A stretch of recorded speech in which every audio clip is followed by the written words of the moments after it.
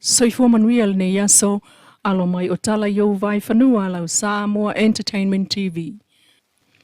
Ua tali manino mai le fionga le komisina mo le taimi nei. Ale mtanga alwenga o leo le sunga le atawa Samuel wa whamasanga. Ele se wha ama vaenga li o wha atau malama mai le mtanga alwenga o leo mai le se me wha pena o tupu. Na afua le tali le sunga le atawa ina o tātou fesili ngia le mta upulea na wha te ia ai le fionga le pāle mia. O le minista fo yo leo le sunga la o le mali e tōpula te iwao. Ilana polo kalame maliva senga o tustala ile solulo le vai sonei. A tātou vala awa fo ile sunga li o afamasanga pe moni ufa ama vai pe taiolana tali mai. Se ia se taimi au maisa na tala o le mata upulea ona o lo pisi. Inisio tala usmali whaafonga ile tuliloaina o liki ki likiti wha Samoa. Leolo wha ngā soloi nei. Ile malai tuana i mātou e peona iaile sona nafi. Ile ta longa ale pool ei. Mai le sunga. Ile whailau tuse, fiu siolo. O le pool ei la, ka mo muole ka male hevi tama, mai kirufi. Ka mo muole ka e vaus fulu iwai.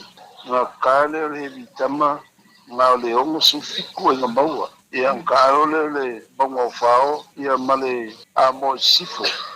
Ole mongo fao mai falvao a mo sifo mai lango ka mo bole mongo fao e lima sukas a kuriere a mo sifo e dusu lima ai na maua malole le mongo fao on karo le baka mai fia mai samaka ia e fast food fiku ai kuri fast food fiku ai as fulu iba pe kuri le ni forvao ya ma leo ai e luz fulfi ai le sp mawar kamua o sira kalonga ole ma foa mai fia mai vai debe ka alo male mongo fao mai palevao e ka limas fulfi ko nga mawa ai uma pe ai kuri kan forvao limas uiva nga mawa nga le ongo pe ya o ngapango ka longa le e nga fai ta alonga na o le pool A ai o le pool B e te whaafonga i eilon taun unga i a tātou talafau o muli mai. Ua talia al whamsinonga le tālo sanga le loia a le itutangi le fionga mai avatele Timothy Fesili i a wha ese aso e vala awai tangi a le fionga le pāle mia mai le aso e vala awai le tangi a le minista wa onga whaasanga i le sa avea mpāle mia taluai tule e pasa i le malia lenga oi. Ewi ina te ele loia le sunga whai malo matumua Matthew le misio o lo tula e mo le sunga tuila epa malipotia le talamua. Ai ua avatua nei ele tamaita i whaamasino si ni o le whaamasinonga whaitu malo. Judge Talasa atua sa anga. Le polo inga i le sunga tuila epa e tau mamawai mai le whaatala noa ino lana mata upulea tau whaamasinonga o le tau whaleanga i lunga sota inga tele vave. O mata upu tau i tangi whaale tula fono. Ale pale mia male minista wa onga ese taimi na whaauruai. Ona ole whaasea ala auli, o la fonga na whaia tuila epa ile lua o lua tolu. Ai ole whaasea ai ono, ona o la fonga na whaia tuila epa ile lua o lua lima. O polo i ai nei tuila epa e tau mamao mai le whaatala noa ina o le mta upulea. Ili whaamsinonga o tau whaaleanga i lunga sota inga tele vave. E whaa mo lianga o upu whaalumaluma ma upu whaatinga o lo taatia whaasanga i ateia. Ma ato whaile a solua srutolo le masina fowa uni, mole wha ese nai, o aso o mata upo o ta uailunga, ma Judge Talasa e whafonga ina le mata upo le tangi ai ono, e peo na li putia le talamua mwanga na ai le tangi a le fionga le pale mia, e ese le whaamasino, e nate whaatau taia.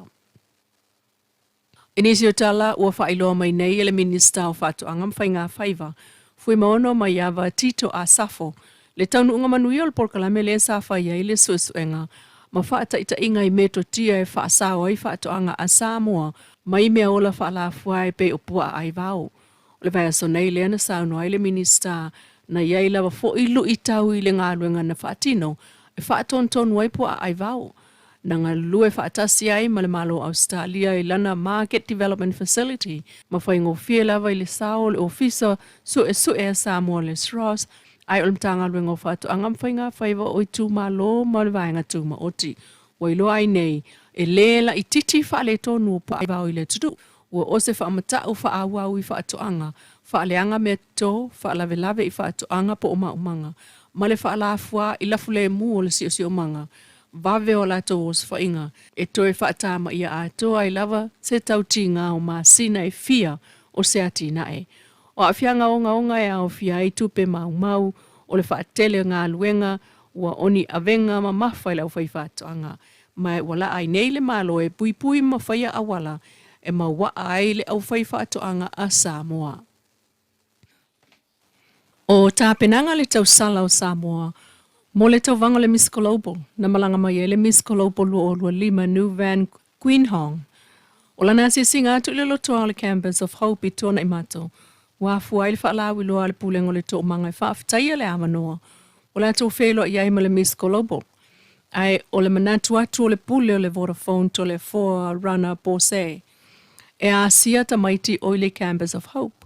Whaata si aima le whaatonu le Miss Global Organisation, Ms. Daidwena.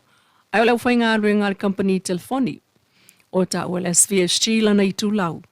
O le langolango le Vodafone of soso antele ngā aruenga o la tau whaia, i le pui ma tausi ta maiti ai o sa langona. Ua maua e whanau o le iai lea o le wha moe, mai tele awa noa mō la tau i le olanga le nei. Whaaftai ai le taimi, ua se whaamalo si au mō i la tau ai o le anganga o le file mu malangono fia o le mafutanga o le aso, ma whaaftai fo i mō le whaoso, e pei o mea whaonga i ta alonga a whanau. O tala na yo VAIFANUA lau Samoa Entertainment TV mai e pia, ai manuia tol manga tol nei fo e